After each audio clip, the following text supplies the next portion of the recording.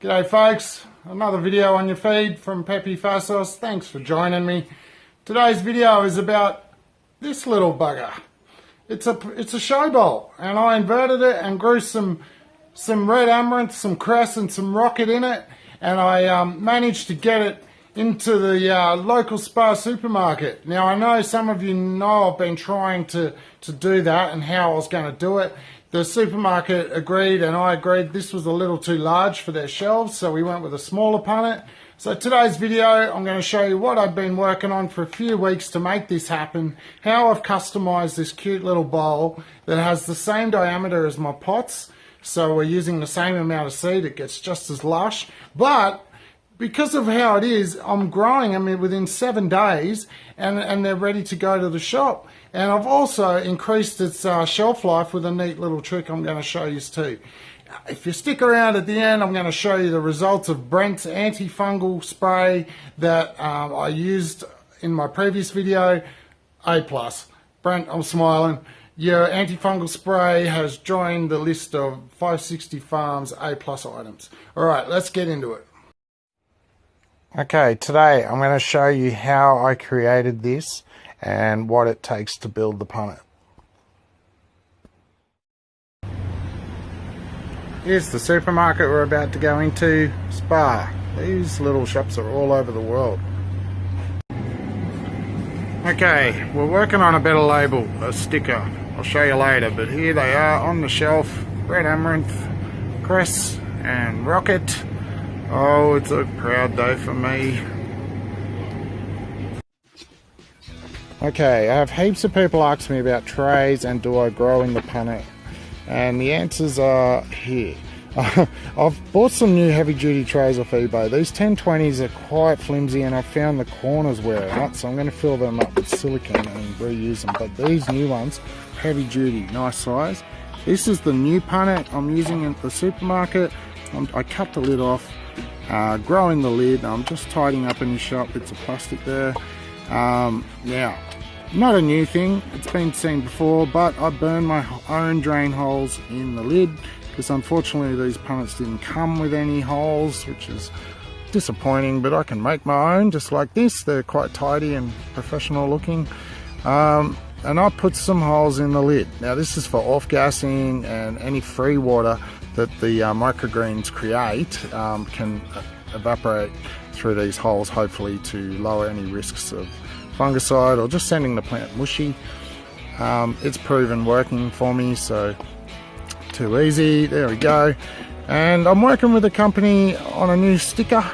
These are quite large, but they'll be a bit smaller. They're fridge safe. I'm testing them in the fridge for 3 days as they told me to do, and they should be good.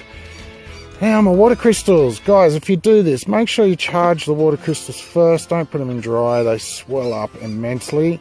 Now my lid, I put about 1 millimeter in the bottom, covering up the holes, maybe 1.5 millimeters, and this will collect and recharge every time you water your plant. But there you go, just enough in the bottom and act as a longer shelf life system. Okay, here we go. I'm going to show you how I plant these punnets because I've been doing them for about 2 weeks now, just trialing and experimenting as usual, but it worked. It's in the shop. Okay, first up, red amaranth. I'm just doing a few for this Sunday's market. They're great little grab packs. So, yeah, thought I'd try them out at the markets. 2.5 grams of red amaranth per punnet. There we go. Planting in the lid. It's the same diameter as the pots, so costings are all the same. It's all just too easy for me, so I don't have to adjust my wholesale or retail prices. Happy with what I make with them. Here we go, some rocket. With the rocket, slightly larger seed. I'm putting on roughly 3 grams. I'm not weighing it out, but I've done it this many times now. I do know, but you new people, please weigh it out. Just help with your costings. See how much you're going to get per unit that you buy. Now lastly is cress. I'm just doing 3 of each for this Sunday's market, just see how they go. I'm not going to waste too much stuff that I could sell in other ways. Yeah, there goes the cress. Now don't forget I've put the medium in, I've wet it down, the water crystals are at the bottom, and I just skipped that part so it didn't drag on a bit. Here comes the vermiculite, similar to my last video, which I use as a weighting down or natural sort of soil on top, which stays moist because it absorbs water. I'll spray it down in a second with Brent's now infamous in my house antifungal spray. Brent hanging there. I'm about to show you the results, how the other ones went after this. And yep, here we go. Just wet them down. They will stay wet for 3 to 4 days now, because I do another little peppy trick here. I put the humidity lid or dome back on. It's like another layer of humidity. Because I've put the holes in with the soldering iron, they can off gas or release any free water that the plant actually makes for the first 4 days. Spray the lid, put it back on top, extra dark. Ta-da! Okay, we're upstairs in the grow room. I've had to move these plants out of the light because it just sends my phone crazy with that flicking. Here's the ones we just did in my new trays there, all ready to start germinating. So that'll take 4 days for me. In the morning they should be ready and looking like the ones I'm about to show you, which have been pulled out this morning. So it's in the afternoon now, so they've had about 5 hours, 6 hours of light, so they're starting to colour up. But there's some cress and red amaranth. Now here's the red amaranth. As usual, I showed you before, I pull them out about that height. Rootstocks looking beautiful. The water crystals have blocked off the holes to not let any soil fall out, which is ideal for supermarket shelves maybe, or people's fridges. Now the cress, here's a look at that. Typical height, beautiful rootstock. They're all sipping at the water crystals like they're down at the river having a drink. So yeah, it turns out easy for me. I don't have to recharge them until the day they're going to store. In 7 days they'll be ready to go. They'll fit perfectly in that punnet lid. Now here's the tray I did last video, red shiso.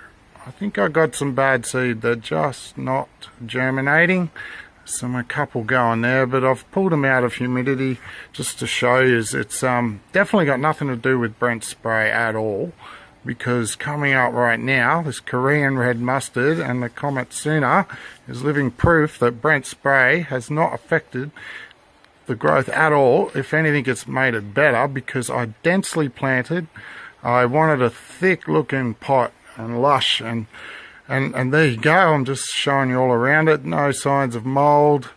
Now you got to factor in ventilation, temperature, humidity levels. Don't just rely on an antifungal spray, but it's just another component that's natural and helps me out a lot. Now there's the canopy of the Korean red mustard. Nothing bad going on in there.